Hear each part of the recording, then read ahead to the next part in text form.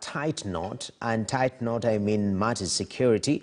Actually, we had in Mandera, and at least 12 people in Mandera are injured in a renewed fight between Somalia National Army and Jubilant Security Forces at the neighboring Bulahawa town.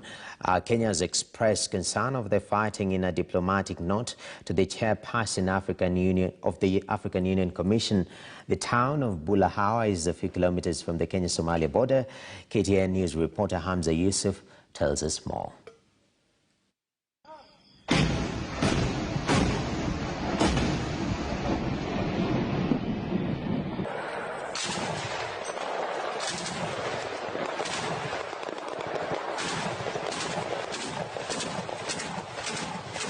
Well, this is what has been happening the last couple of hours at Bulahawa, Gedi region in Somalia, a few meters from Mandera town. We remember heavy fighting broke between Somalia National Army and Jubilant forces.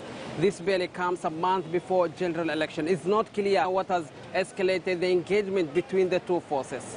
Reports say Somalia Special Forces attacked armed gunmen, militia who are loyal to Abdirashid Janan, fugitive former Jubilant internal security minister who was accused to have escaped from Mogadishu prison on January 2019. Reuters earlier reported that 5 family members are among 10 people who lost their life in the crossfire, most of them civilian. Mogadishu accused of Kenya backing Jubilant in the fighting, accusation that both Kismayo and Nairobi denied.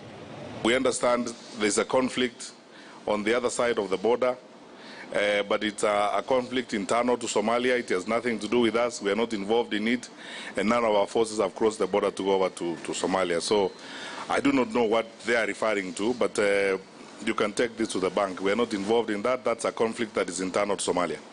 On Monday, Kenya wrote to African Union raising security concerns. Nairobi says the fighting is likely to create a security crisis for Kenya, especially since the two countries have no diplomatic relation or diplomatic ties. The Bulahawa fighting has affected businesses and school-going children in Mandera. There is no communication since yesterday.